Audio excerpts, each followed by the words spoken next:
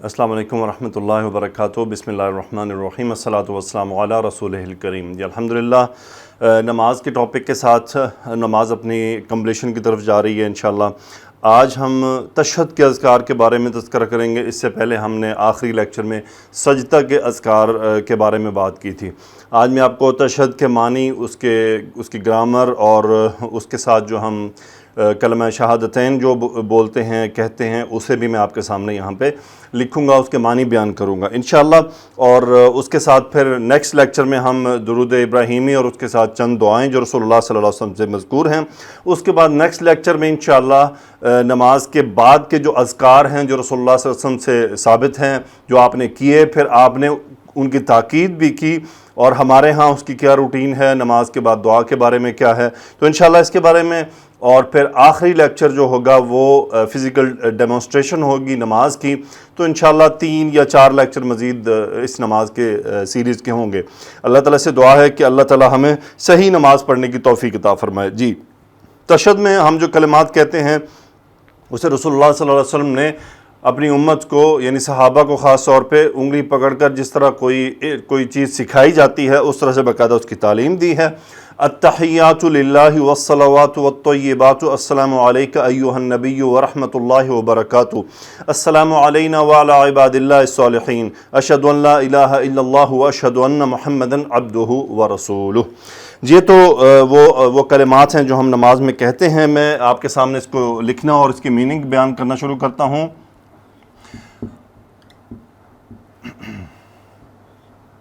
التحیات، تحیات،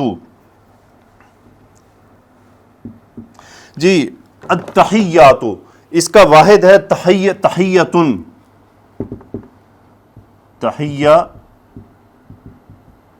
تحیتن، تحیت کسے کہتے ہیں؟ اس کا مطلب ہوتا ہے سلامی۔ جیسے بڑے لوگوں کے پاس جایا جاتا ہے، آج سے پہلے تھا، آج بھی ہے، وہ کلچر کے جو بادشاہ ہوتے ہیں یا بڑے لوگ ہوتے ہیں انہیں سلامیاں پیش کی جاتی ہیں، انہیں سلامیاں ان کے سامنے بولی جاتی ہیں، جی تو انہیں سلامیاں پیش کی جاتی ہیں۔ تو تحیت ان کی جمع ہے التحیات۔ اس میں یہ جو ال ہے یہ تمام سلامیوں کی جو قسمیں ہو سکتی ہیں ان کو اپنے اندر سمو رہا ہے کہ التحیات سلامیوں کی تمام قسمیں، جیسے سورہ فاتحہ میں تھا نا الحمدللہ، تمام تعریفیں جتنی بھی ہو سکتی ہیں، کیا الحمدللہ، تمام تعریفیں اللہ کے لیے۔ سیم التحیات ساری سلامیاں۔ اب بندہ کیا ہے، تشہد میں بیٹھا ہوا ہے، نماز اختتام کی طرف جا رہی ہے، تو اب وہ اپنے رب سے اختتامی باتیں کر رہا ہے۔ التحیات یا اللہ، ساری سلامیاں، التحیات للہ، لام حرف جر، اس کا مطلب ہوتا ہے کے لیے، تو یہ اختصاص ہو رہا ہے، اس میں خاص کیا جا رہا ہے۔ التحیات للہ، تمام سلامیاں اللہ کے لیے ہیں، اور یہ مبتدا بن رہا ہے یہاں پہ، یہ متعلق خبر بن رہا ہے، اس کو آگے لے کر چلتے ہیں ہم۔ التحیات للہ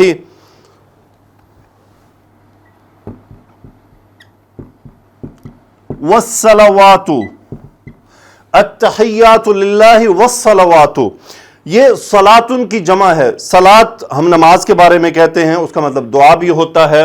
علماء نے اس کا ترجمہ یہ کیا ہے کہ عبادت کی جتنی بھی قسمیں ہیں اس میں نماز ہے، اذکار ہیں، دعائیں ہیں، نماز عبادت کی جتنی بھی قسمیں ہیں، التحیات للہ واو عطف کا ہے، یعنی اور یہ ریورٹ جو اس کا مطلب ہوگا والصلوات، اور تمام عبادتیں، تمام نمازیں، ہر طرح کی عبادت بھی کیا ہے، اللہ کے لیے۔ التحیات للہ والصلوات والطیبات،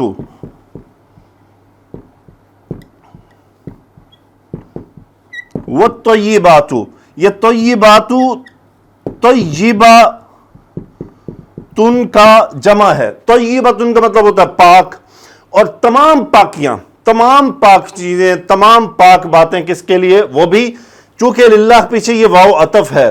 التحیات للہ والصلوات والطیبات، تمام سلامیاں، تمام دعائیں، عبادتیں، ہر طرح کی عبادت، والطیبات، ہر پاک کلمہ، ہر پاک چیز کیا ہے؟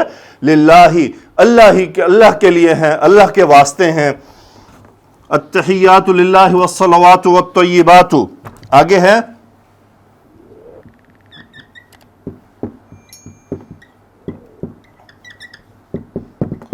السلام علیکہ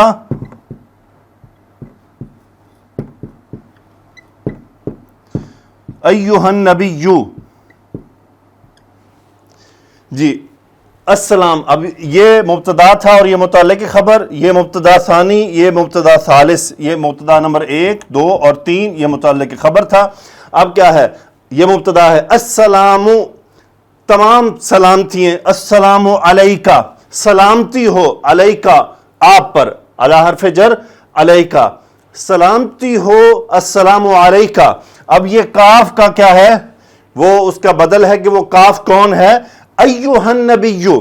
یہ تھا کیا؟ النبی، الف نام سے معرفہ تھا تو اس کو خطاب کے لیے یہ کہ ضمیر منفصل کہلاتی ہے، وہ ہے ایھا النبی. چونکہ الف لام معرفہ ہے تو اس کے لیے یہ ایھا آ جاتا ہے. السلام علیکہ ایھا النبی، سلامتی ہو آپ پر اے نبی صلی اللہ علیہ وسلم. السلام علیکہ ایھا النبی. اچھا، یہاں پہ امپورٹنٹ ترین پوائنٹ ہے. یہ بس جیسے ہم یعنی جس طرح صحابہ کے ذریعے ہم تک یہ کلمہ پہنچا ہے، ہمیں اسے ایسے ہی ادا کرنا ہے. یعنی اس میں یہ نیت اور ارادہ نہ ہو کہ رسول اللہ صلی اللہ علیہ وسلم یہ سن رہے ہیں. یہ ارادہ اور یہ خیال آپ کے پاس نہیں ہونا چاہیے. بس اس کو ایسے ہی پڑھنا ہے کہ سلامتی ہو رسول اللہ صلی اللہ علیہ وآلہ وسلم پر. السلام علیکہ ایھا النبی. ٹھیک ہے جی، السلام علیکہ ایھا النبی، سلام ہو آپ پر اے پیارے نبی صلی اللہ علیہ وسلم. السلام علیکہ ایھا النبی. اور کیا ہو؟ ورحمۃ اللہ.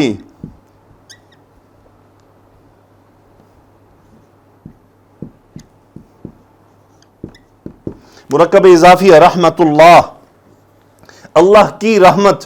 یہ مبتدا ثانی ہے السلام کے ساتھ، تو علیکہ ایھا النبی کا میننگ وہی ساتھ رہے گا. السلام علیکہ ایھا النبی یعنی سلام ہو آپ پر اے نبی صلی اللہ علیہ وسلم. ورحمۃ اللہ، اور اللہ کی رحمت ہو آپ پر. وبرکاتہ،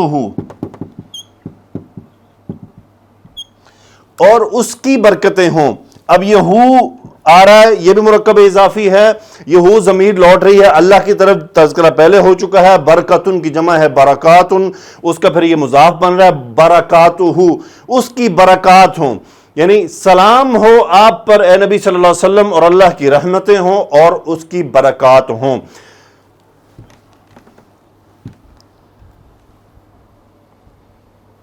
آگے کیا ہے جی؟ السلام علینا وعلی عباد اللہ الصالحین. السلام علینا وعلی عباد اللہ الصالحین.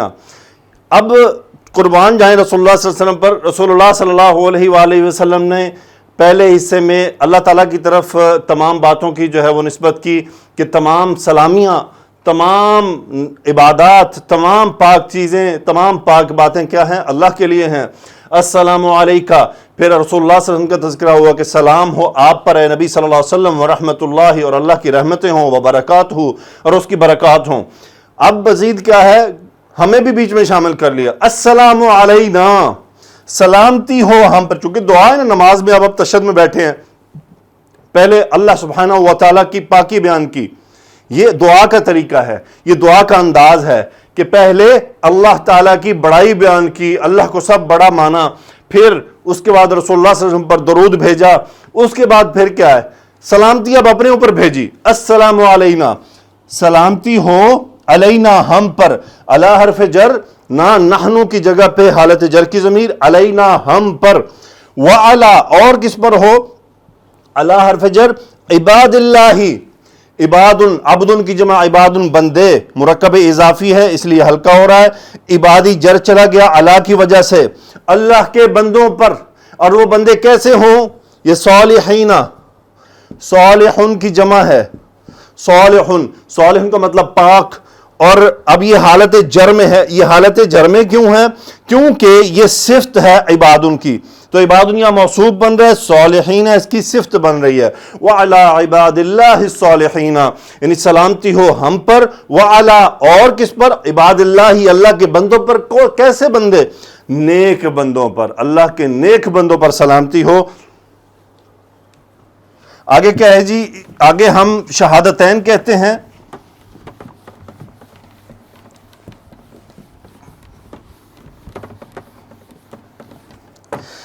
آگے ہے جی اشہدو، اب گواہی دے رہے ہیں ہم، شاہد یشہدو، گواہی دینا۔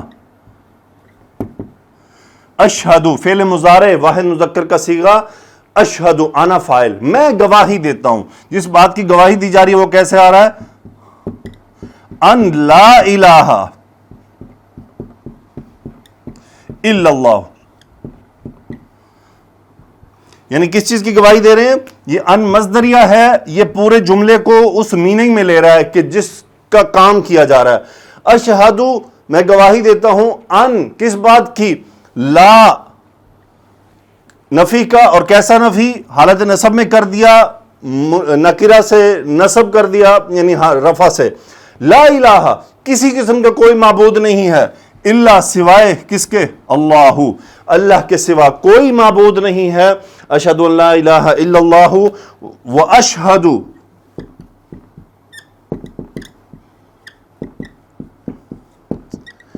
اور گواہی کیا دیتا ہے؟ اشہد میں گواہی دیتا ہوں، انا فاعل، اشہد ان تاکید کے ساتھ کس بات کی گواہی دے رہا ہے؟